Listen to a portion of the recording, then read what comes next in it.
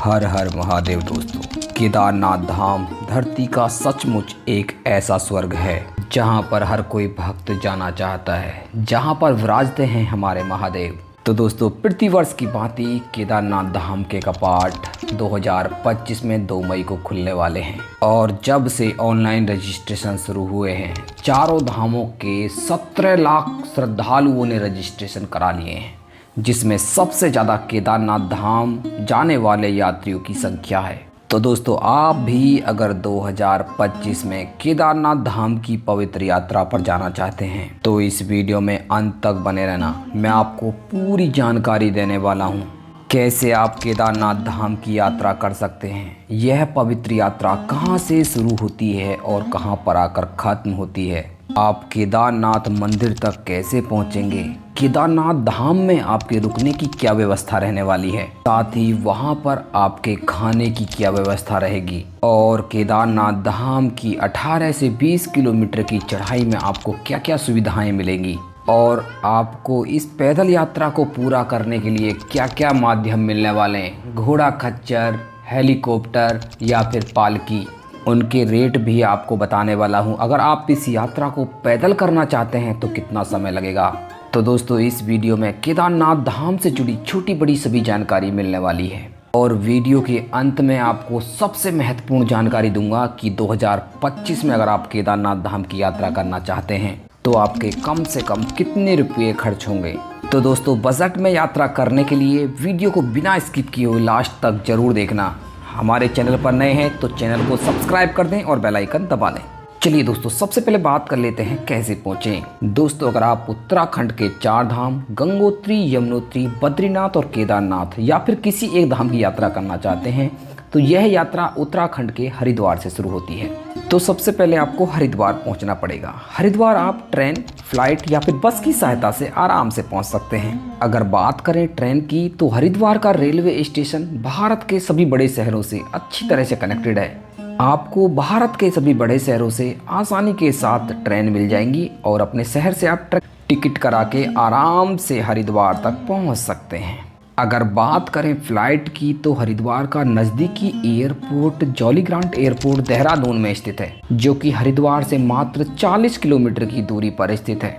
आप अपने शहर से डायरेक्ट फ्लाइट लेकर देहरादून के जॉली ग्रांट एयरपोर्ट तक पहुंच जाएंगे। जॉली ग्रांट एयरपोर्ट के बाहर ही आपको बहुत सी टैक्सी मिल जाएंगी, जिनकी सहायता से आप हरिद्वार तक आराम से पहुँच जाएंगे।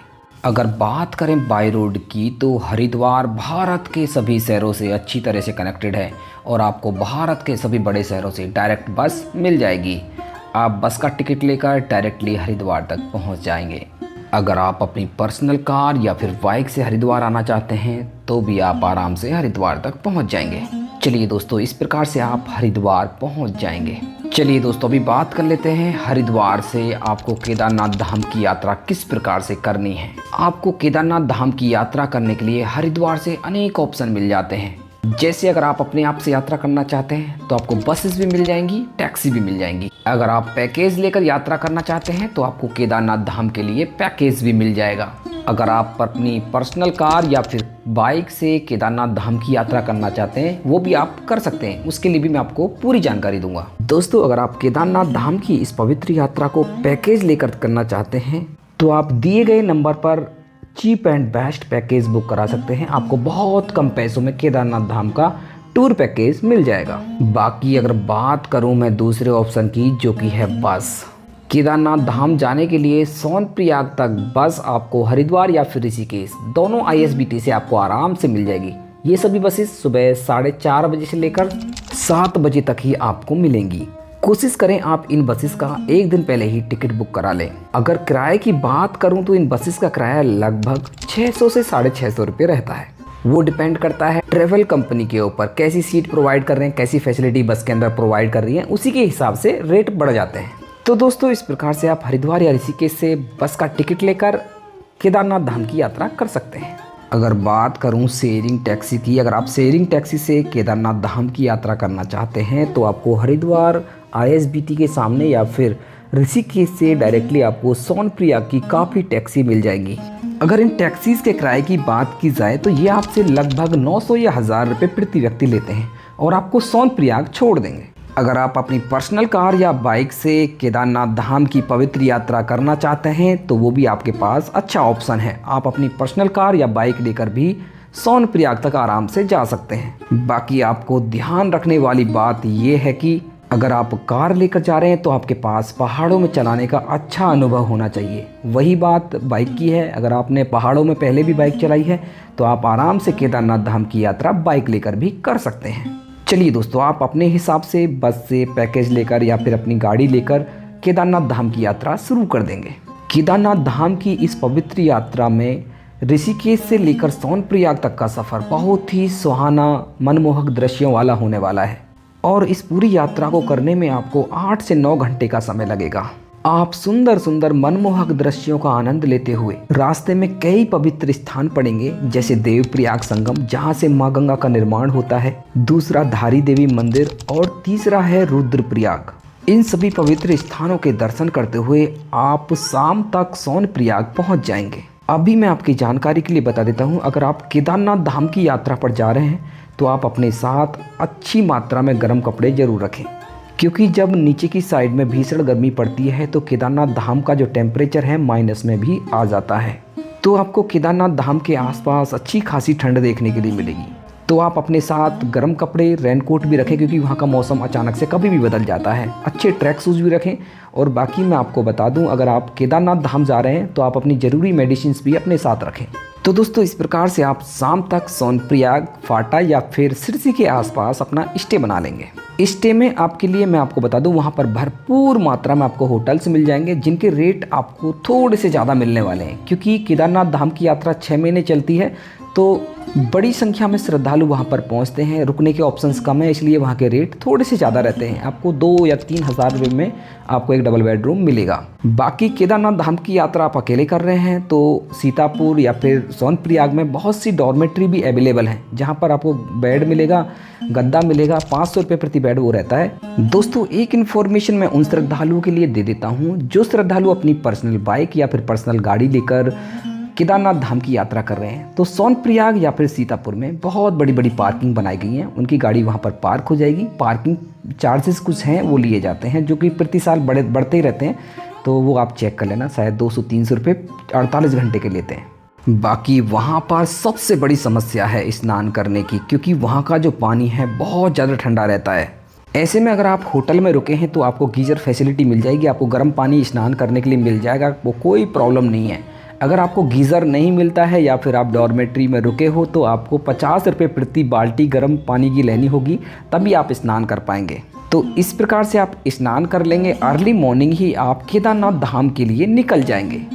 सोनप्रयाग से गौरीकुंड तक जाने के लिए आपको वहाँ की जो टैक्सी है वो मिल जाएंगी। आप 50 रुपये प्रति व्यक्ति टिकट लीजिए और गौरीकुंड तक पहुँच जाएंगे। इसके लिए आपको लंबा इंतजार भी करना पड़ सकता है, क्योंकि केदारनाथ धाम जाने वाले यात्रियों की भारी भीड़ पहुंचती है। तो ऐसे में क्रमबद्ध तरीके से यात्रियों को गौरीकुंड तक ले जाया जाता है। तो दोस्तों, इस प्रकार से आप टैक्सी से गौरीकुंड तक पहुंच जाएंगे। अगर आप सोनप्रयाग से भी गौरीकुंड तक पैदल आना चाहते हैं तो लगभग 5 किलोमीटर की दूरी है, वो भी आप पैदल चल के गौरीकुंड तक पहुंच सकते हैं। अभी मैं आपको सबसे महत्वपूर्ण जानकारी दे देता हूँ। देखिए, सोनप्रयाग या फिर गौरीकुंड में आपका रजिस्ट्रेशन चेक किया जाएगा, इसलिए आप सबसे पहले रजिस्ट्रेशन कराकर ही इस यात्रा की शुरुआत करें। आपके पास ऑनलाइन या फिर ऑफलाइन रजिस्ट्रेशन होना ज़रूरी है। अगर आपने ऑनलाइन रजिस्ट्रेशन कर लिया है तो बहुत अच्छी बात है, नहीं किया है तो ऑफलाइन रजिस्ट्रेशन आप हरिद्वार से, ऋषिकेश से या फिर रास्ते में अनेक ऑफलाइन काउंटर्स मिलते हैं, वहाँ से आप करा सकते हैं। तो दोस्तों, इस प्रकार से हम पहुंच जाएंगे गौरीकुंड। गौरीकुंड में आपको गर्म कुंड में स्नान करना है, जहां पर हॉट स्प्रिंग वाटर है, गर्म कुंड है। पिछले साल जब आपदा आई थी तो ये पूरा का पूरा गौरीकुंड तबाह हो गया था, लेकिन 2025 में फिर से इसको ओपन किया गया है। इसमें आप तप्त कुंड में स्नान करिए, गौरी माता के दर्शन कीजिए और हर हर महादेव के जयकारे लगाते हुए केदारनाथ धाम की यात्रा आगे की ओर शुरू कर दीजिए। और गौरीकुंड से ही केदारनाथ धाम की जो 18 किलोमीटर की मुश्किल चढ़ाई है वो शुरू होती है। जैसे ही गौरीकुंड से थोड़ा सा आगे जाएंगे तो वहाँ पर मिलता है आपको घोड़ा पड़ाव। गौरीकुंड का घोड़ा पड़ाव वो स्थान है जहाँ से आपको घोड़ा खच्चर या फिर पालकी मिल जाती है। अगर आपके साथ बुजुर्ग हैं या फिर आप चलने में असहाय हैं तो आप गौरीकुंड के घोड़ा पड़ाव से घोड़ा खच्चर या फिर पालकी लेकर केदारनाथ धाम की इस पवित्र यात्रा में आगे बढ़ सकते हैं। आपकी जानकारी के लिए बता देता हूँ 2025 में पूरे दृश्य बदल गए हैं। देखिए यहाँ पर आपको हष्ट पुष्ट जो स्वस्थ घोड़ा खच्चर मिलने वाले हैं और घोड़ा खच्चर एक ही चक्कर लगाएगा, एक बार गौरीकुंड से चलेगा और केदारनाथ धाम जाएगा और केदारनाथ धाम से गौरीकुंड आएगा। बस एक ही चक्कर 2025 में लगाएगा। पिछले साल बहुत बड़ी बड़ी प्रॉब्लम हो रही थी, घोड़ा खच्चर को परेशान किया जा रहा था, 2-2 3-3 चक्कर लगा रहे थे, लेकिन इस साल एक ही चक्कर लगाने की अनुमति है। ऐसे में आपको थोड़े से ज़्यादा पैसे खर्च करने पड़ेंगे।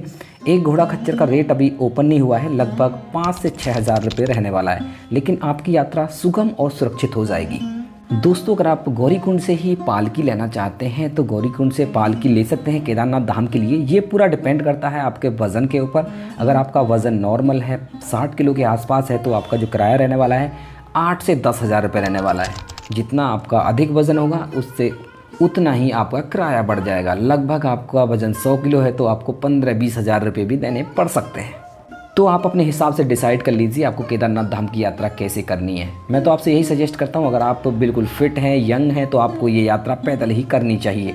अगर आप इस यात्रा को पैदल करते हैं तो आपको पैदल करने में मुश्किल से 8 से 10 घंटे का समय लगेगा और आराम से खूबसूरत दृश्य देखते हुए, झरने देखते हुए आराम से बाबा के दरबार तक पहुँच जाएंगे। अगर आप केदारनाथ धाम की इस पवित्र यात्रा को हेलीकॉप्टर से करना चाहते हैं तो हेलीकॉप्टर सर्विस यहाँ पर अवेलेबल है, लेकिन मई मंथ के पूरे स्लॉट्स फुल हो गए हैं।